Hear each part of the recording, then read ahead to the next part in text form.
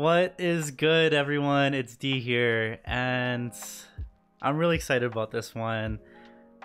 So today marks 7 days until my 1 year anniversary of not only discovering K-pop, but my 1 year anniversary of becoming an ARMY. Many of you don't know the story, but BTS, they say that BTS comes into your life when you need them the most, and that statement couldn't be any more true when it came to my journey and how I got started with BTS. So this was right as COVID was happening, and I lost my job, my full-time job, due to COVID. And BTS came into my life during that time and just changed everything for the better. You know, me and my brother, we started reacting to BTS, and we never could have imagined the impact their music would have on us.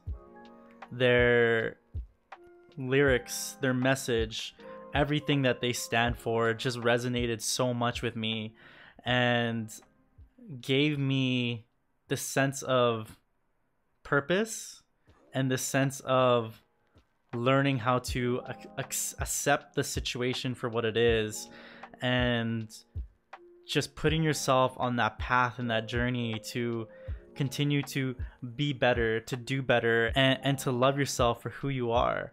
And it's crazy because I look back to some of my first videos with BTS, and I was so shy. I was so intimidated. I was so worried about how I would be perceived as, you know.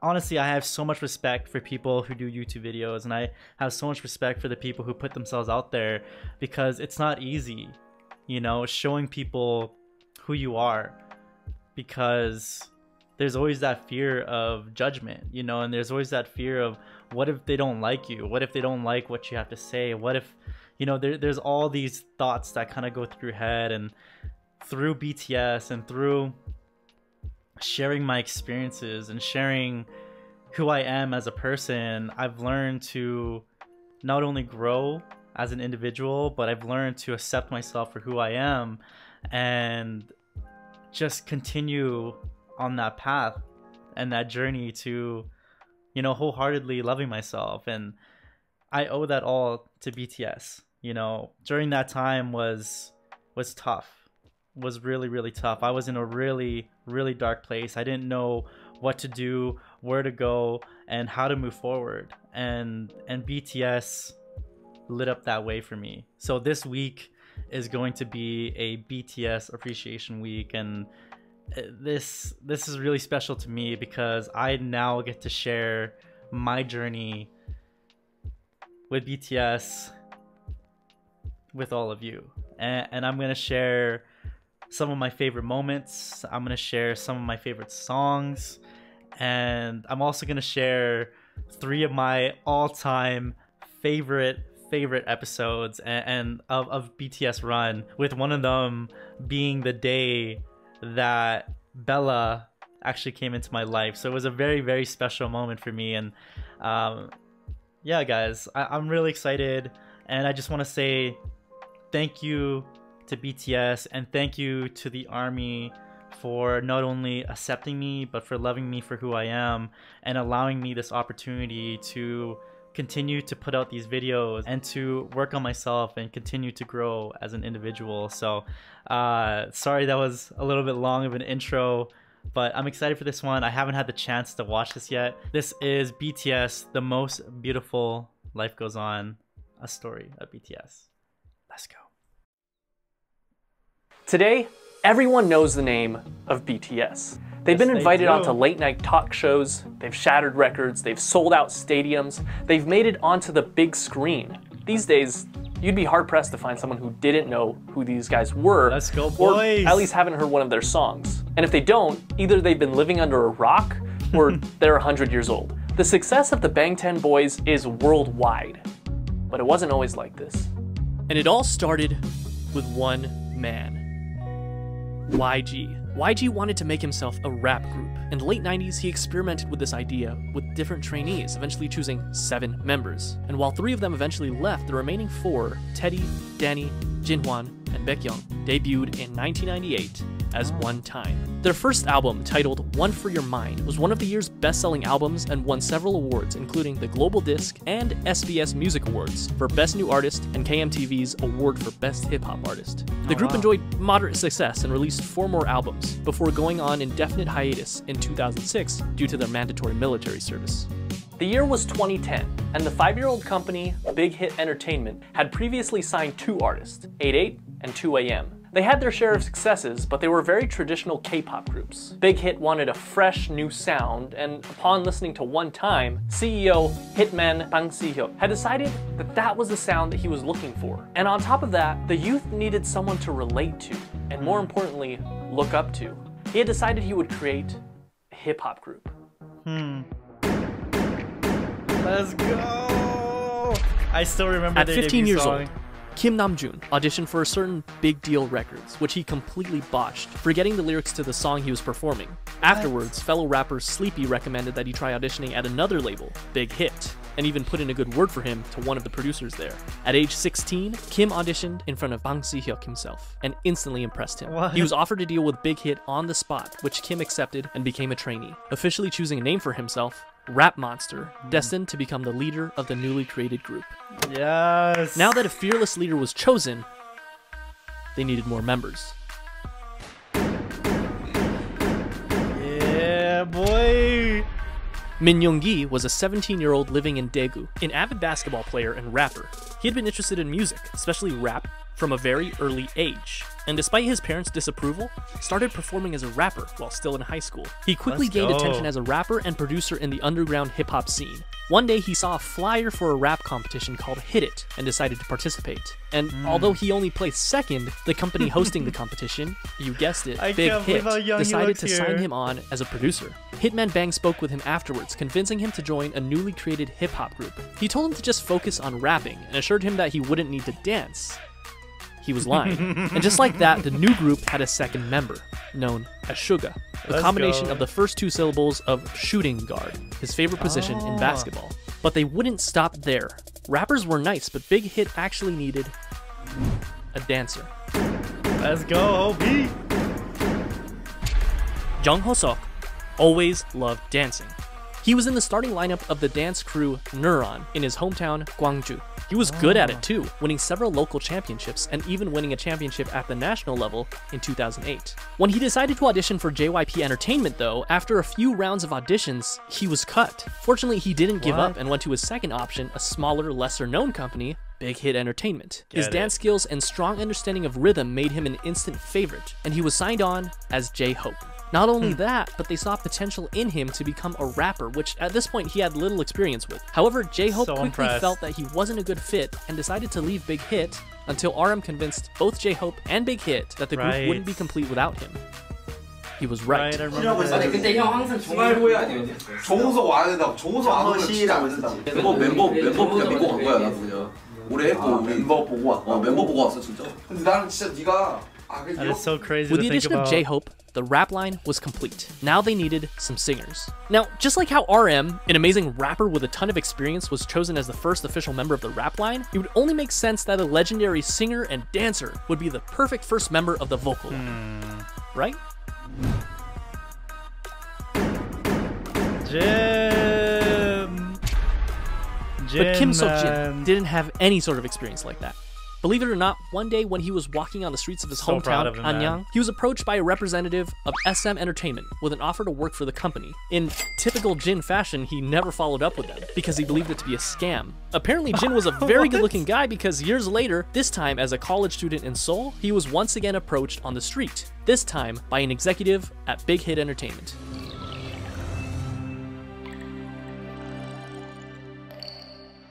He didn't sing, he didn't dance. He was at school to become an actor, and he decided to audition to become an actor. Big Hit, however, had different plans for him, and convinced him to become a vocalist for their new group. To do so, he literally learned to dance and sing starting from zero, but thankfully, not without help from other vocalists. JK. Jung Kook initially had dreams of becoming a badminton player when he was young, but after seeing G-Dragon perform Heartbreaker on television, it influenced him to want to become a singer instead. Because of this, at only age 14, he decided to audition for the South Korean talent show, Superstar K. He didn't pass auditions, but this was just enough to catch the eye of not one company, not two companies, but 7 different companies. This included JYP, FNC, Woollim, Starship JK. Entertainment, TS, Cube, and of course, Big Hit Entertainment. So why did Jungkook, given the choice of all these bigger companies, decide to go with the relatively smaller company, Big Hit? The answer was simple. Because he thought, and I quote, RM was cool, so I wanted to sign with them. That brings the number of members to 5. The next member of BTS was just as surprised to find Big Hit as Big Hit was to find him, and it almost didn't happen. Oh, Tay-Tay. Kim Tae-young was always passionate about music, and it was always his dream to pursue it as a career. However, it was hard, as his family was poor, his parents being humble farmers. His father told him that if he was passionate about music, he should learn an instrument, and he did, spending 3 years practicing with the saxophone. One day, one of his friends decided to audition for Big Hit Entertainment when they were holding auditions in his hometown of Daegu. Taeyoung, being a good friend, came with him to keep him company, but when one of the team members in charge of the audition saw Taeyoung, he encouraged him to audition as well. With nothing to lose, he did. That day, he was the only one in Daegu to move on to the next round of auditions, and eventually became a trainee for Big Hit Entertainment. They decided to keep him as a surprise member and didn't want to reveal him as one of the members until his debut. In the same vein, Big Hit had him choose something mysterious for his stage name. He decided to go with V for victory. Here seems like a nice round number to stop, right? 6 members for a new hip-hop group, 3 rappers and 3 vocalists. It seems like a complete group, but still there was something missing. Someone was missing. Someone that could take this already great group of artists and push it even further to achieve perfection. A powerhouse. Someone so naturally talented that they could stand out in a room full of already talented artists. This project that Big Hit had embarked upon needed a capstone.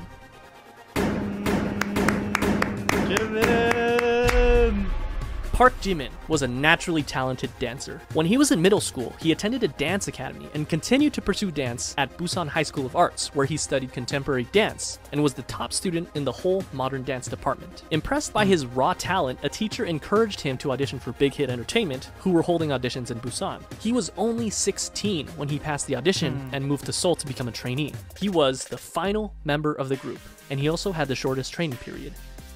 What's interesting to note is that the group feels very much ragtag because in a sense, with the exception of Jimin, it was. RM and J-Hope only auditioned for Big Hit because they didn't pass their auditions with the first company they chose. And despite their amazing talent, Suga and Jungkook didn't win the competitions they were in, but they signed on to Big Hit after the fact because of their high-quality performances. Man. V never even planned on auditioning and just decided to do it on a whim. And they literally just found Jin on the streets. But perhaps it was fate, because this was the group that they chose. And just like that, in 2012, the newly created Bangtan Sonyeondan, the Bulletproof Boy Scouts, or simply BTS, was 7. 저도 아침에 리허설 때 이거 보고 많이 웃었습니다. They had the group, but they still needed the music. In early 2013, they set out to create some social media presence for themselves before officially debuting, posting song covers on both SoundCloud and YouTube, which you can still go watch today. In May, Big Hit launched a countdown clock on their website in preparation for BTS's debut album, complete with a trailer and a ton of promotional material, including photos for the first time of all the members in the official lineup. Finally, the big day came. June 12, 2013, BTS held a press conference and a debut showcase where they performed their 2 singles, No More Dream and We Are Bulletproof Part 2.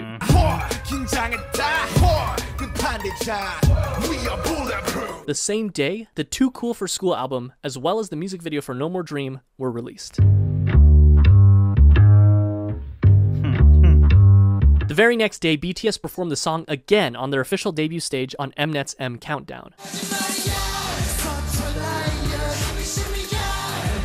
This was the world's first taste of BTS. Commercially, the album didn't do extraordinarily well. The lead single, No More Dream, peaked at 124 in Korea, and the album sold only 24,000 copies during its first year. Bulletproof Part 2 didn't even chart. The first year wasn't all that great for BTS, but despite everything, people saw them.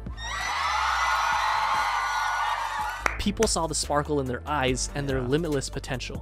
And they were hot, of course. On July 9th, ARMY was established as BTS's official fandom.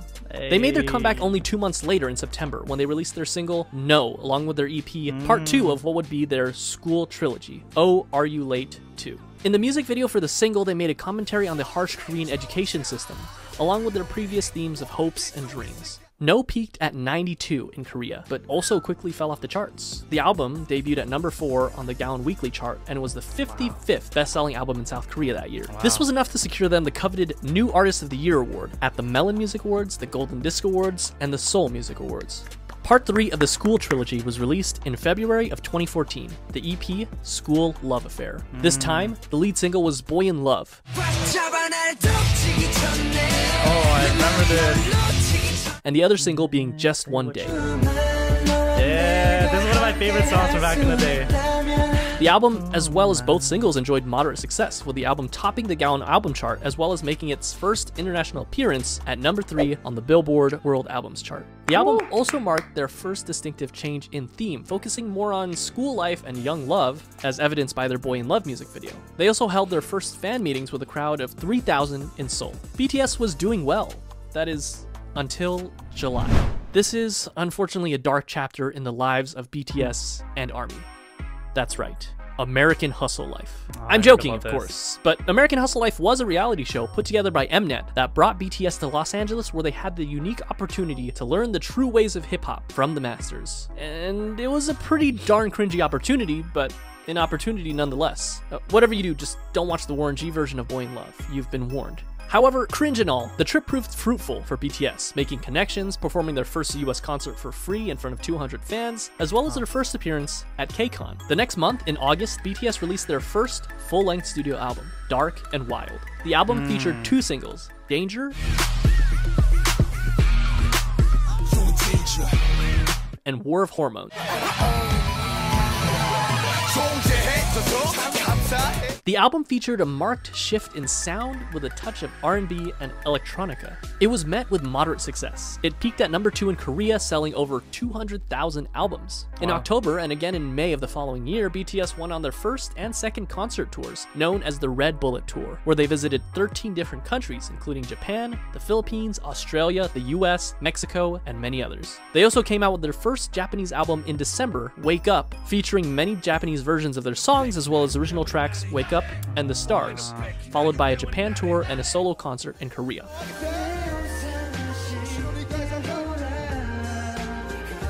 Although Dark and Wild got decent attention, they needed something different. They needed something that would shake things up. They got to work. April 29, 2015 was their comeback. When this album was produced, each member had a hand in writing songs for the album. They again changed their sound from aggressive hip-hop to youthful, colorful styles. And not only their sound, but their image as well. This can be evidenced by their newest EP, The Most Beautiful Moment in Life. And just by looking at the album cover, they ditched the dark colors and the bulletproof vest symbol that had become so synonymous with BTS, and replaced it with a simple white and pink background overlaid with the title. And then they dropped the single that would change everything. It's one of my favorite albums. It was sentimental, it was hopeful, it was new. Just by looking at the music video, we can see that BTS has also ditched their punk bad boy image and replaced it with a more real, vulnerable, down-to-earth, and youthful feel. This proved to be the change that BTS needed for mainstream success. Billboard called it one of the greatest K-pop songs of the decade. It charted at number 5 in Korea, and even led them to their first music show win on SBS MTV's The Show. And that wasn't all, they released their second single, Dope, on June 24th, which started off with a poignant line from RM. 어서 와. 방탄은 처음이지? Welcome. Is this your first time with BTS? And you know what? For a lot of people, it was. In a way, their first studio album and tour can be seen as their stepping stone between old school BTS and new school. In November, they came back with their follow-up EP, The Most Beautiful Moment in Life, Part 2, the second EP in what would be dubbed the Youth Trilogy, which featured the single Run. The album focused even more on the frivolity, friendship, and carefree attitude that comes with enjoying one's youth, but just like in I Need You, contrasted that with suffering, depression, loneliness, society, and the stark and sometimes dark reality of life. Compare this with the far cry of the No More Dreams music video. It felt real. It was darker, grittier, more humble, more meaningful, and most importantly, RM lost his mohawk. Run also connected narratively with their previous single, I Need You, and another video released in September titled Onstage Prologue established what would come to be known as the BTS universe, or the BU. Which would eventually combine music videos, short films, books, short stories, webtoons, and even a mobile game to create a cohesive story. And I won't go down this rabbit hole because there is a lot to digest, but it's definitely something to look into if you're a hardcore ARMY. The same month, they kicked off their third tour, The Most Beautiful Moment in Life Onstage Tour, where they performed songs from their two recent EPs, Part 1 and Part 2. And Part 2 was a hit, their biggest so far. It topped the weekly Gaon album and Billboard World Albums charts, and on Billboard, it stayed there for multiple weeks, the first K-pop act to do so. It also appeared on the Billboard 200 albums chart, not world albums, which was reserved for foreign non-English songs, but simply the top 200 albums, peaking at 171.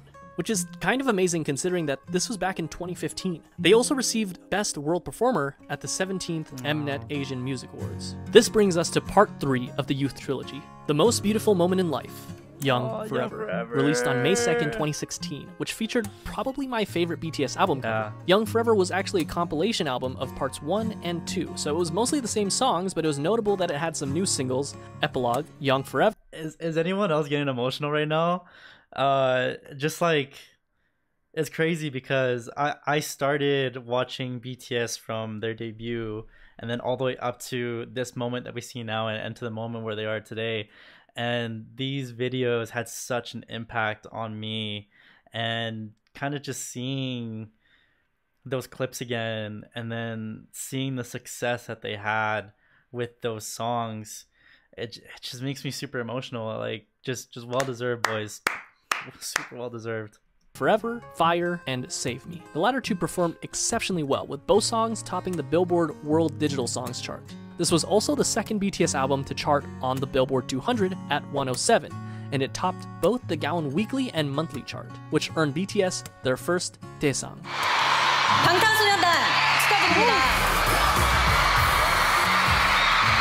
Album of the Year at the 8th Melon Music Awards. They went on to do the second half of their tour, The Most Beautiful Moment in Life on Stage, Epilogue, selling out many of their concerts and even selling out KCON in the US where they headlined the event. In September, they dropped their second Japanese album, Youth, featuring Japanese versions of tracks from their previous 3 EPs, which went gold and peaked at #1 on Japanese charts. Hey. And only a month later, in October of 2016, it happened. BTS dropped their second studio album, Wings. It sold over 500,000 copies in its first week. In comparison, The Most Beautiful Moment in Life Part 1, released just the previous year, which topped the Gaon chart, sold about 500,000 in its entire lifetime. Wings was big, but the true showstopper was its lead single, Blood, Sweat, and Tears. Which got them their first all-kill, topping 8 music charts in South Korea. Its music video gained 6 million views in the first 24 hours, which broke the YouTube record for the highest number of views of a K-pop group music video within 24 hours. The album hit number 26 on the Billboard 200, the highest ever charting K-pop album on Billboard. They ended up selling 1.5 million copies in South Korea in 2016 alone, and it netted them the Artist of the Year award at the Mnet Asian Music Awards that same year, the first non-Big 3 artist ever to receive that award. 수상자는 방탄소년단.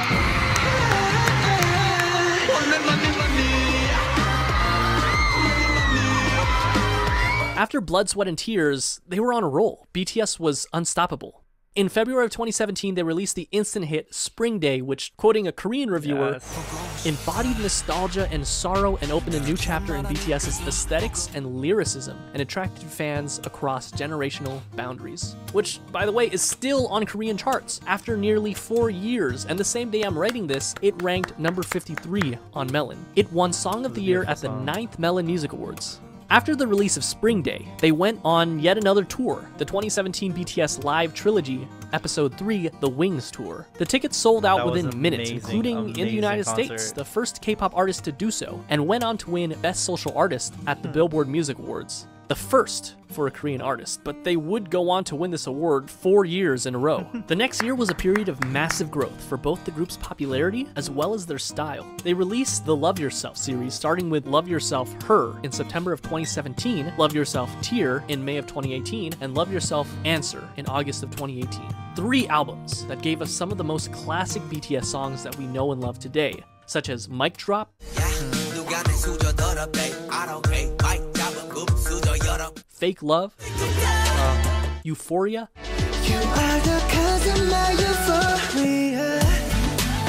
Idol,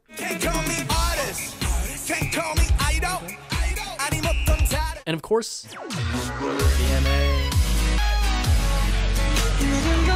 all 3 albums were commercial successes, Her being their first album to top 2 million album sales. But Tear and Answer also did equally well. These 3 albums, as well as their Japanese album, Face Yourself, proved that they weren't done yet, not even close. During this time, they shattered countless records. Their singles went platinum, they topped charts, they won awards. And not only did they break YouTube records, but they broke records that they themselves set again and again and again. This is the period where BTS really started enjoying global recognition, working with huge Western artists such as Nicki Minaj, Designer, and Steve Aoki. It wasn't their first time having international features on their songs, but it was definitely the biggest. And even though they were already, without a doubt, the biggest act to ever come out of South Korea, they had their eyes set even higher. They went on tour once again for the Love Yourself World Tour. During this tour, they collaborated with Steve Aoki to make the song Wasted on Me. Wasted on me, wasted on me. Notable for being their first all-English feature, and it also served as a jumping-off point for BTS to gain a following of English speakers. Not that they were Map of the Soul Persona. First things first, you can't mention Map of the Soul Persona without mentioning Boy With Love. It was simple math. What do you get when you cross the singer of one of the best charting songs of all time that went platinum 59 times in 13 different countries with, without a question, the most globally dominant pop group of all time? Well, you get this.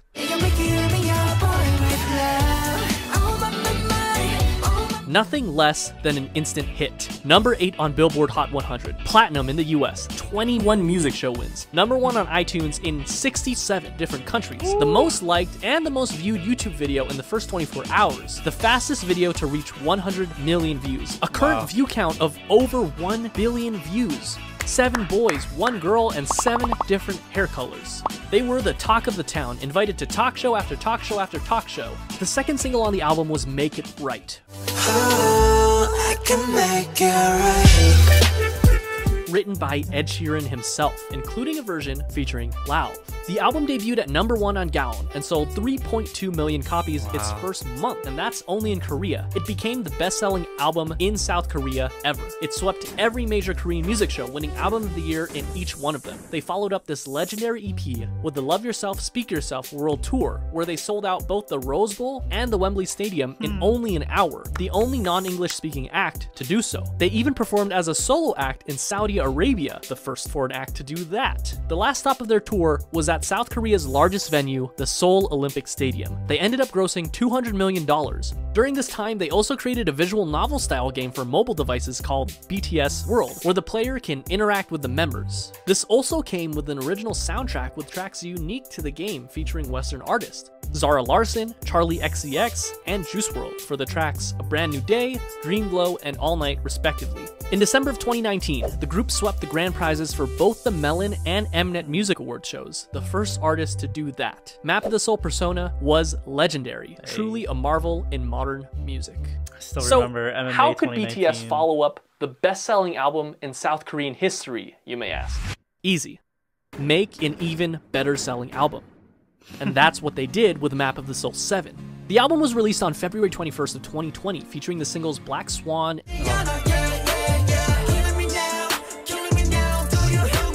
and On. And sold over 4.1 million albums in just the first week, and the first Korean album to be certified as quadruple million on the Gaon Music Chart. It debuted at #1 on music charts all over the world, including the US, Korea, the UK, Japan, and much of Europe. It's not an exaggeration to say that this album left a permanent mark on the world, launching BTS into legendary status and becoming the best-selling artist in South Korean history. BTS had scheduled a Map of the Soul tour for April of that year, which would have undoubtedly outsold their record-breaking tour only a year prior. But unfortunately, the COVID pandemic caused the entire tour to be postponed, including the show at the Rose Bowl, which I was supposed to attend. But that didn't stop BTS, who performed virtual concerts, spoke at the Dear Class of 2020 graduation event, and released the Japanese version of their recent album with an original Japanese single, Stay Gold. Stay Gold! And to top it all off, this was only June. At this point, it was clear that BTS had already dominated their home turf, and they had topped the music charts all over the world. This time, their sight was set for the very top. Remember that scene in The Social Network where Mark and Sean talk about how they don't want $1 million, they want $1 billion. How they're not interested in catching 14 trout, but they'd rather catch an 800-pound marlin? Well, that's what they set their sights on. The marlin, the biggest music industry in the world, the United States. And at the top of that music industry, #1 on Billboard Hot 100.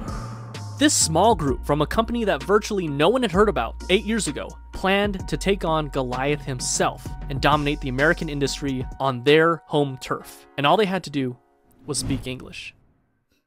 August 21st. Enter Dynamite.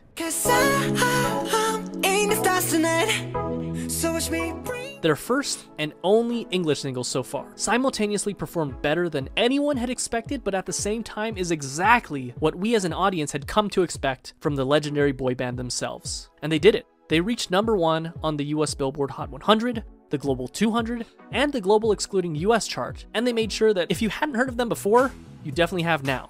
And if that wasn't already the biggest flex, on October 2nd, they came out with Savage Love BTS Remix with Jason Derulo. Savage Love, did somebody break your heart? Getting #1 on the Billboard Hot 100 again, less than 2 months after already getting it #1 with Dynamite. And on the Global 200, where they actually replaced themselves at #1, the first artist to do so ever.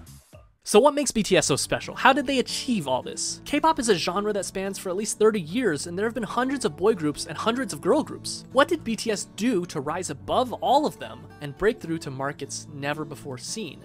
Historically, the boy band industry has been dominated by white English-speaking bands. And the fact that BTS has not only held their own, but blew any sign of competition out of the water on a global scale can be attributed to nothing less than their talent, hard work, and a bit of a 1 in a million miracle. They did it through their own blood, sweat, and tears, so to speak. Around the world, we see that boy bands have pretty much fallen into obscurity, but BTS is thriving. And though I've stated this all before, it's worth saying again, in contrast to other bands who would sing about romantic relationships with girls and what some would call predictable bubblegum pop tunes, BTS is continuously pushing the envelope and changing their styles. According to an article by Vulture.com, they describe this style as much less a successor of the Backstreet Boys and more of the successors of Michael Jackson, whose choreography and charisma were unprecedented. While of course there's a lot of love for the angelic vocals of BTS, rap has also played a very important part in creating their own style. In stark contrast to the typical boy band where every member sings, it's so refreshing when you're in the middle of a song and you hear RM's raw rapping skills, J-Hope's energy, or Suga's soul put into every single line. Interestingly enough, at the first glance, it seems that the success of BTS was miraculous, despite not being part of the Big Three, but it can also be argued that their success was because of their separation from the Big Three. Their label, Big Hit Entertainment, whose founder emphasizes artistic freedom more than anything else, allowed them to make their own sound. And going back to BTS universe, it's not often that a K-pop group does something special with each of their songs and albums, utilizing strong storytelling that can go beyond simply the song itself, but rather interconnected with other songs and even other albums to create one large overarching story. And not only do they all have their own expertise in performance, but also each of them have had the experience of writing and producing their own music, and they're not afraid to let their style evolve over time. BTS during their debut is such a far cry from Wings era BTS and current day BTS. They also chose to tackle tackle more adult issues instead of simply love and girls. While they definitely didn't have a shortage of those, they also cover other very important issues such as mental health, regret, following your dreams, hard work, self-love, and many, many, many others. Add that to the fact that as fans, we can feel the authenticity of the members themselves. They seem approachable. BTS seems like there's a place for every type of fan. And in this fast-paced world where things change at unthinkable speeds, BTS has stayed grounded and faithful to who they were and who they are. Those kids we saw on American Hustle Life, along with their dreams and passions, are the same men who stand before us today. And while some artists like to keep their personal lives private, BTS gives us a look at their personal lives through their vlogs, which allows us to become more connected to them than ever before. What is truly amazing is that, with the exception of just one single, they're doing this all while singing in their native tongue, Korean. Their music holds so much power that it literally breaks through the barriers of language. And no, they're not done yet. Today, November 20th, they're releasing their 5th studio album, B. Their singles on the album, Dynamite and Life Goes On. And chances are, life will go on for BTS. And chances are they'll continue to break even more records. They've shown that they're capable of dominating music charts across the world and even reaching across the Pacific Ocean and conquering the music industry in the United States. What's next for them? Mars? In any case, they've only started in 2013 and BTS is as strong as it's ever been. As far as we know, they will only continue to light it up like a dynamite. Hey!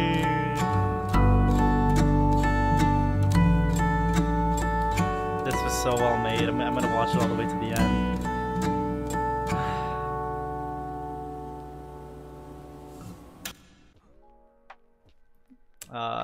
First off, huge shout out to the Asian Theory for putting this out because that was incredible. I was just emotional throughout the entire thing, and I'm sure all of you can relate to that too. I want to say too, if you're new to BTS, I highly recommend watching all of their docuseries. Everything from Burn the Stage to Bring the Soul to Break the Silence, because there's so much in there that just allows you to really appreciate all the hard work and all the blood, sweat, and tears that they put into every single performance that they do, and that's where my appreciation for them really grew and ignited. But this was just super emotional watching this, in a good way, you know, in a good way, seeing their success, seeing how far they've come, and just knowing bits and pieces of their past and bits and pieces of their struggles, and seeing how far they've come. You know, 2018 for them was one of the hardest years, and knowing that they're still together doing what they love and doing what they do best is just inspiring. You know, just knowing that no matter how hard things get in life, no matter how hard things become, just keep pushing forward and don't ever give up on your dreams. And that's kind of where that quote came from for me, where I said it towards the end of all my videos. It's just, don't ever give up on your dreams, because one day, you know, one day all that work that you put in, all the blood, sweat, and tears, everything that you put into that will turn into something and will amount to something. And thank you, BTS, for inspiring me. Thank you to BTS for doing and giving us as much as they do, because this world wouldn't be the same, and I truly mean that. Yeah, so that's it, guys. Love you all. Keep following your dreams. Don't ever give up on them. Till next time, tomorrow actually. Peace.